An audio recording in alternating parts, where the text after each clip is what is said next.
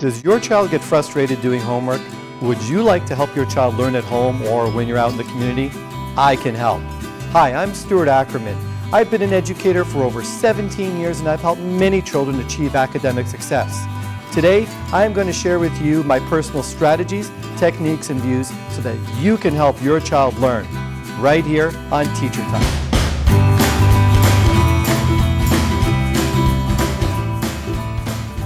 It may come as no surprise to you that video games may be affecting your child's academic performance.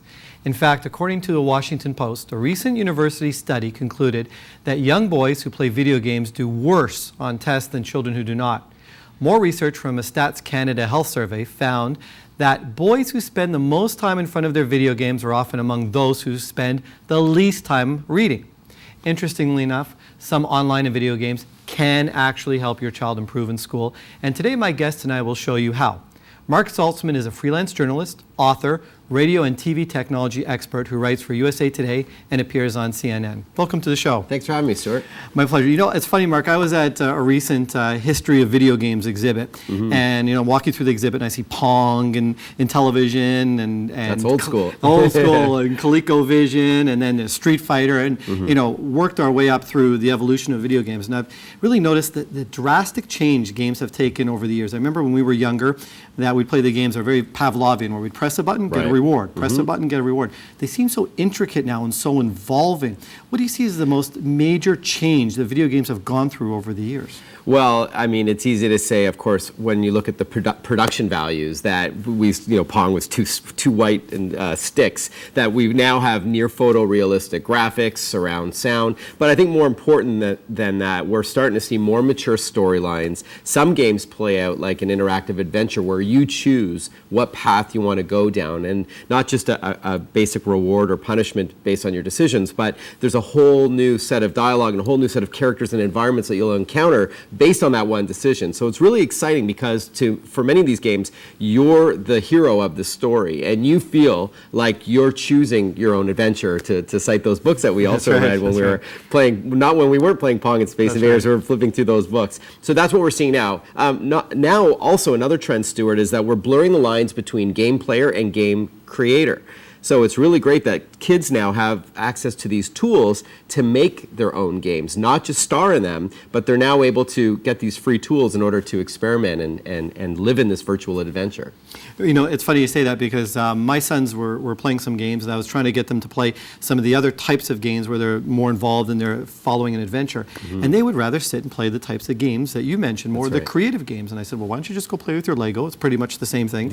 But they kept on going with those games. So I see that. Without the mess. Yes, you're right. So there is a trend now. There are often independent games or these free or close to it online-only games where you've got these tools to create the virtual world. It is sort of like a digital Lego. That's an excellent analogy, and it really helps flesh out the child's imagination. You know, my son Ethan, who's 9, you know, he creates roller coasters in these games and obstacle courses, and he's got this love for astronomy and space. So now he can create a digital representation of our solar system in the game and then fly around it. I mean, it's amazing. And, you know, us as, you know, our parents and grandparents are scratching our head looking at these like, my son's a genius. But the tools are getting so easy to use, and it's really great for them. And that will help him with the grade 6 science unit. I hope so. There also, I noticed in some of the games too, that they involved a lot of collaboration nowadays, especially with the online types of games.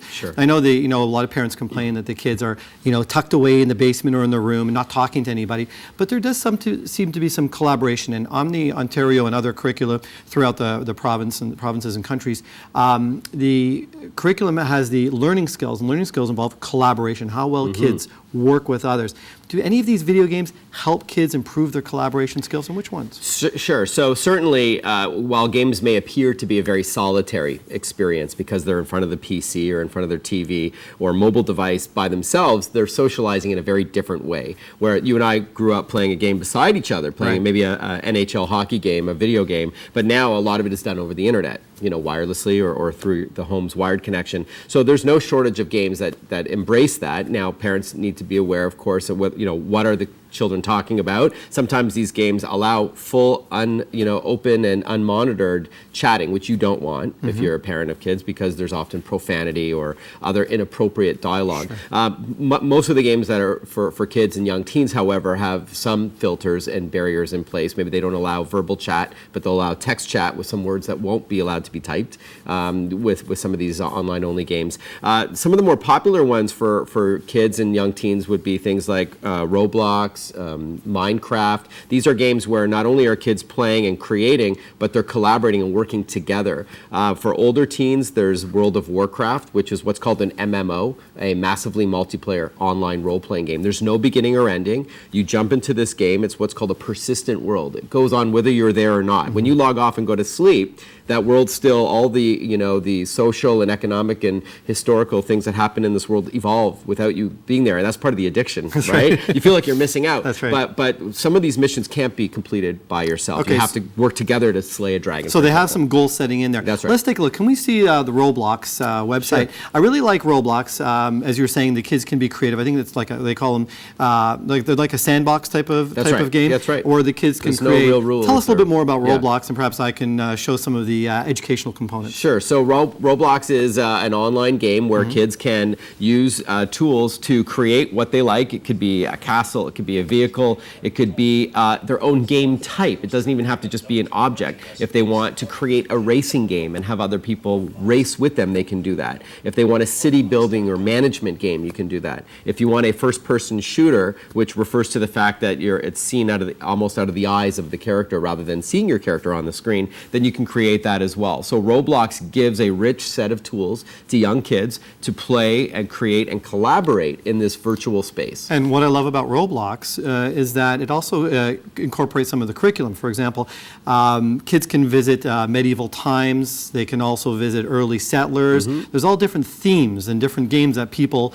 create on their own as well. They also have a section where kids can actually get a job. I think they can get a job at Walmart or somewhere. That's right. They can make money. Yeah, there's an in-game currency. They can make money, so they're learning they're learning about money and number sense numeration, which is huge, and a lot of kids have trouble with that.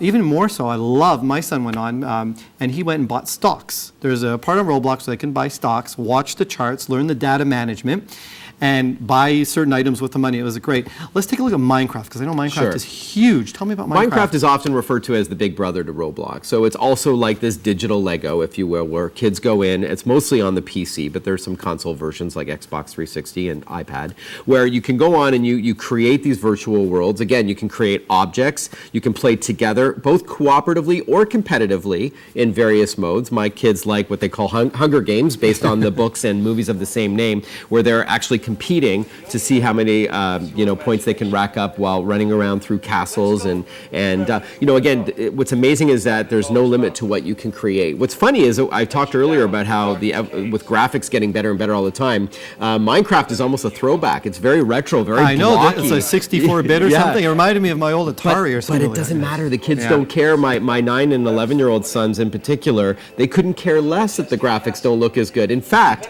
as someone who reviews video games for a living, I'm sent all the latest, very high-resolution games for Xbox and PlayStation and Nintendo Wii U. They would rather play Minecraft. Well, it's funny. It's more engaging. Thank you. And my kids go on it as well. And what I like about it, you have some geometry with 3D shapes, 2D shapes. They can also go to different worlds and different historical periods. And there's a lot of problem solving and goal setting, which are part of the learning skills on the curriculum report card. Not to mention the creativity, patterning. So it falls in so many categories, whether it's math, whether it's a little bit of social studies and history. I really like this game, and what I even like most about it is that it's endless, and the kids can keep creating. And I know if they create their own LAN, I believe they can invite their friends to go on. That's right. And it's generally non-violent, but great. So there are some, the ones that my kids play generally are. Let's come back to those after we talk. Yeah, there's a caveat in there. We'll be right back. Please stay with us. And my kids love.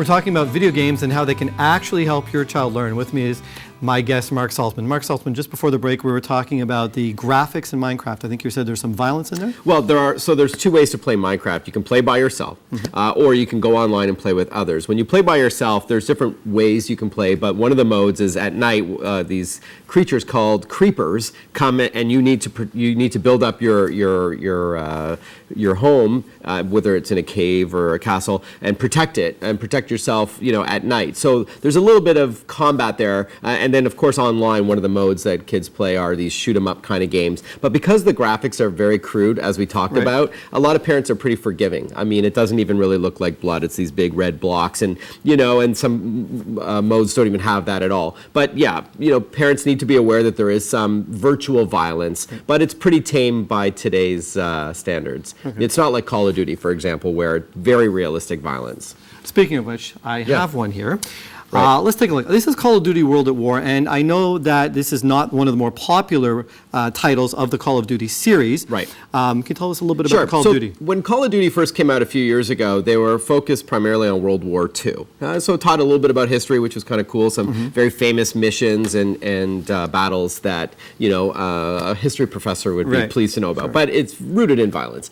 And then the newer ones are more modern day fighting. So usually in realistic locations like Afghanistan and other parts of the world, these hotspots. And it is seen from the perspective of the eyes of the soldier, and very realistic violence. That's a very different thing than even though, so Minecraft is very tame in comparison. So the Call of Duty games are generally for 17 plus? That's right. So I guess if a parent does have a teenager who's younger than 17 and is playing these games, I think we can still take a lesson out of this. And even though they are war and they're based on war, I think that it still fits into the history curriculum. Sure. And a parent can really help their child get interested in the game by doing some research or learning about the history before they actually play the game. I usually recommend to students that I tutor and work with, if the child really wants this game, make them write a report about it. What is he going to do? How is he going to approach the game? How is he going to And there win? are tactics. You'll often see when kids are playing Call of Duty online, they wear a headset microphone and they're strategizing. They're working together as a squad to tackle a mission, and these are often real-world scenarios. So there is some learning. Plus, there's hand-eye coordination. Sure. There's problem solving and critical thinking, and there's on-screen reading where you have to read your mission objective. So there are some educational elements, but definitely for players under 17. Speaking of on-screen reading, are there any really good websites that a young person can go to read up on these games, get a little bit of those reading skills in there, maybe make some predictions, make some inferences, make some personal connections, some of the reading strategies we teach in school? Can they go online? Any good sites that you recommend to parents that kids can go and actually read, learn about the game? Maybe that could be a reward when the parent wants to buy the game. They can say, great, read all about it, tell me all about it, or you better write all about it, and then let me know, and then get the game? So there are a number of websites that analyze games, and I write for some of them as well, where they review games. Some of the more popular ones would be IGN.com, there's GameSpot, there's Giant Bomb, there's Kotaku, which is more of a blog. So, what often happens is kids will go to YouTube and they'll watch a video review of their favorite game. And a lot of these websites also have video reviews, but I would encourage the kids to read the lengthier, usually 750 to 1,000 word written reviews of the game. And I would even encourage kids to write a review. A lot of kids say to me, oh, Mark, I would love to do what you do for a living. I'll say, great. So open up, Microsoft Word or whatever your word processor is of choice, and have an argument, state, how you feel about the game, and then support it. And it gets them to, it's about a subject matter they're very passionate about and knowledgeable about, but now you're asking them to put their words down. Well, it's interesting you said that, because in the curriculum we have a media literacy component. And for example, if I have a game, and we can look at this one after, the media literacy component would have the child look at the game and determine what the message is. Is the message a friendly message? Is the message, you should do this, or you should be like that? And there's a message that the game and the cover gives to the person, and we'd usually teach it with the kids, help them with cereal boxes or ads on TV. But it's a great way that parents could also help at home, showing their kids, that media literacy component, saying, what is this trying to tell you? What's your proof? What are the colors? What are the images? Right. You're also mentioning there was a website, Common Sense Media, parents can go to, that will also help them find ways they can help their child learn through video games. That's right. So you first asked about great websites for kids to read reviews. So those were the ones I mentioned earlier, like GameSpot and IGN. But definitely for parents, if you want to know what is inside the game, including its educational elements, I do contribute to commonsensemedia.org. It is a website based out of the U.S., but very relevant to Canadians as well, that doesn't just talk about some of the controversial elements of the game, such as violence, sex, profanity, but we'll also look at things like how are women portrayed in the games. What about race and color and creed? We look at all these elements, and then of course all the educational elements like collaboration, like critical thinking, like time management. You held up Tropico there. That's a game that's